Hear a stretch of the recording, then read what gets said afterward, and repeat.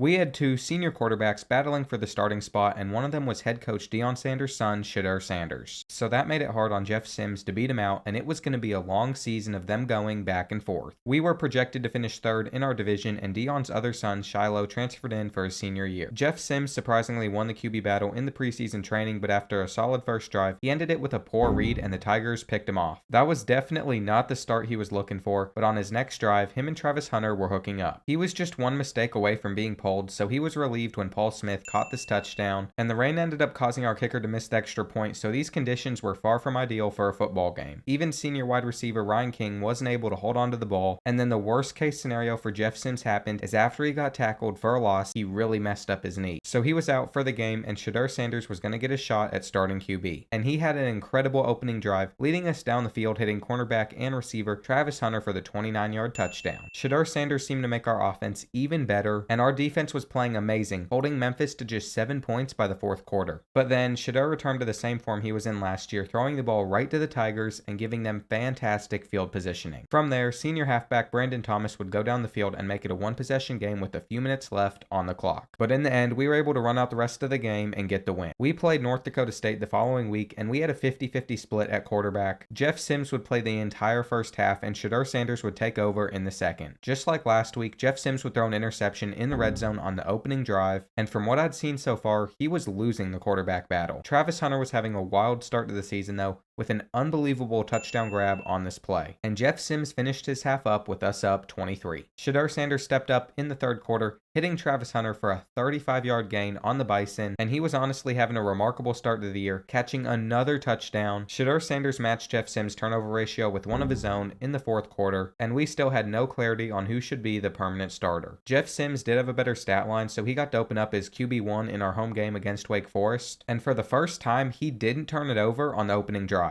I felt like our defense was the key reason for our success so far this season, because even though our offense wasn't bad, it also wasn't great. Fortunately, Jeff Sims ended the first half hooking up with his favorite wide receiver, Ryan King, and by the fourth quarter, we were starting to take full control of the game, with Travis Hunter once again having an incredible performance on both sides of the ball with this 51-yard touchdown. And in the end, Shedeur Sanders helped us run out the clock, but that was the only action he would get in this game. Travis Hunter was the star of the team, and we were focused on bringing in a 6'8 star tight end. Our great start of the year got us ranked, and we had a top 25 matchup at home. Our offensive line was letting Jeff Sims get run through by the Wolfpack defense, and nobody got on the board until the second quarter when Travis Hunter got burnt for a 19-yard touchdown. He tried to redeem himself on offense seconds later, but even though he outran NC State's defense, Jeff Sims underthrew him, and he was having a terrible first half with us not getting into the end zone once. Junior kicker Jude Kelly finally got us on the board, and once again, in the second half, it was Shedeur Sanders' chance to shine. However, our offensive line was playing so poorly, I'm not sure it would matter how well he played. The Wolfpack defense forced us to settle for 3 again, and we were slowly getting right back into the game. It was a defensive battle, and we were having to fight our hardest just to gain a few yards. On third down, the play broke down, but then Shedeur Sanders showed why he was so good as he escaped the pocket and got all the way to midfield before being tackled. His elusiveness was single-handedly putting us in a position to win, and Jude Kelly won it for us as time expired. We won a game without scoring a touchdown, and that really proves how good our defense is. We had to play at Death Valley, and there is nothing I'd love more to do than leave the stadium with a 5-0 start to the year. However, we went down 14 points to the Tigers with 2 minutes left in the second quarter, and it was not looking good for us right before halftime. Jeff Sims had failed to get us into the end zone in back-to-back games, so Deion Sanders put his son back in to mix things up. He ended his first drive by throwing a dot to finally get us on the board, and then he ended the third quarter by laying a perfectly thrown ball into Travis Hunter's hands for a 33-yard tutty. I couldn't believe it, but after this pass from Shedeur Sanders to sophomore running back Antonio Martin, it was a one-possession game, and all we needed was one stop on defense to get back in it. The dream of one of the greatest comebacks of all time was alive until Travis Hunter didn't win the jump ball at the end of the game, so unfortunately, we fell short to Clemson. And the following week, undefeated number 4 North Carolina was a tough matchup. Last week's performance earned Shedeur Sanders the starting spot, and he was on fire from the start of the game. We were looking to upset Drake May and the Tar Heels on the road, and Travis Hunter continued his dominance on defense with this interception. The wildest part was he would then turn around on offense and become our best player there as well. He caught this 48-yard bomb from Shedeur to put us up 2 possessions, and I'd never seen anything quite like this season that Travis Hunter was having. He ended up putting us up 18 points on the Tar Heels with another touchdown touchdown grab, and even though there were moments when Shedeur Sanders didn't look the best, he was our starter during our best performance, and our defense picked a good week to play well, with safety Shiloh Sanders leading them all. His decision to transfer here was massive for us, and the Sanders brothers were having quite the day. We ended up pulling off the massive upset, and we were back on track to compete for an ACC championship. Virginia took an early lead on us, and after the rain caused Shedeur to fumble, we went down 13. However, he was able to bounce back, hooking up with Travis Hunter, but our defense just wasn't getting the job done, giving up another touchdown, and it was not looking good for us. Colby Ward got us within 9, and then he got us a huge 4th and inches. With our starting running back out, it was nice to have a solid backup, and we had a chance to go down and take the lead, but Shedeur Sanders decided to take a safety instead. After that, we ended up falling behind by 14 points, and we were in trouble. There was absolutely nothing we could do offensively against the Cavaliers, and it looked like Shedeur Sanders was going to lose his starting spot by playing this poorly. We knew that this was going to be a trap game with the weather, but I don't think we ever expected to actually lose. So we needed to bounce back against Duke. And Shedeur Sanders was very close to losing his starting job. This laser to Travis Hunter would save his spot for now, but he still wasn't performing well, losing the ball when we needed to pick up the first down. We could still make the ACC championship, but we would have to finish the rest of the year undefeated, and with Shedeur Sanders taking 5 sacks in the first half, that would not be easy. Even though we were completely dominating on defense, I was so disappointed in how we were playing offensively, and then Shedeur Sanders did it. He blew his last opportunity by throwing it to the Blue Devils, and then they would take it all the way back, not quite to the house, but down to our 6-yard line. Anyway, they would score, but we got a huge stop on the 2-point conversion where Duke fell just short of tying it up. Jeff Sims came into the game to finish it for us, and fortunately, we were able to hold on to our 2-point lead on the Blue Devils. This was a must-win game against Miami, and we had a 50-50 split at quarterback today. Unfortunately, we fell behind late in the first quarter, and the entire first half was in the hands of Shedeur Sanders. That wasn't a good thing though, as he had mentally collapsed and become a turnover machine for us. By the end of this half, we were down 19, and Jeff Sims had a lot of work to do if he was going to step in and get us back into the game. Not having a set-in-stone starter wasn't good for us, but it wasn't easy for Deion Sanders to stick with one because they were both so inconsistent. Our only chance at winning the division was coming back against the Hurricanes, but all hope was lost when Jeff Sims tried to evade the pressure and couldn't hold on to the ball. The Miami right end Cyrus Moss would pick it up and take it back to the house, and even though Sims would bounce back from that and finish the game with a couple really solid throws, we had dropped 3 of our last 4, and we still had no long-term solution for our quarterback problems. However, Shedeur Sanders might have finally separated himself from Jeff Sims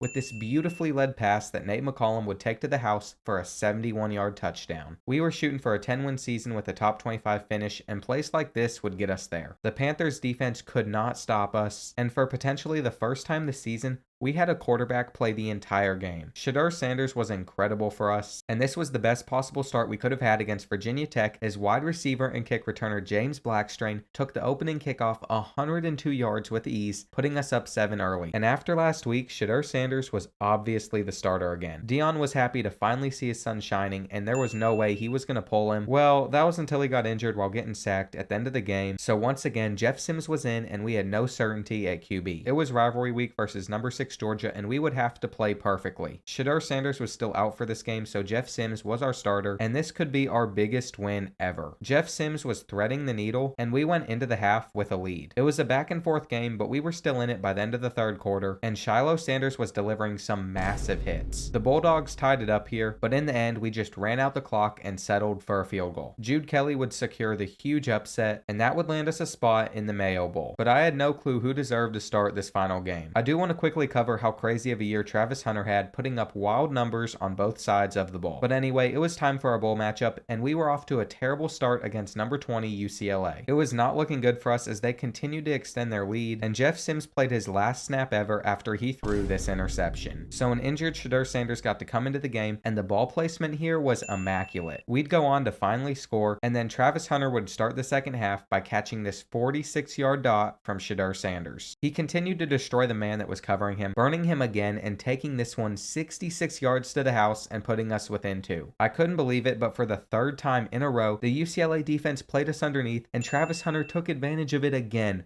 for an 83-yard touchdown this time. But with a minute and a half left, we fell down 6 points, and we put ourselves in a position to potentially take a lead, but in the end, our attempt fell short, so our quarterbacks ended their senior year with a Mayo Bowl loss.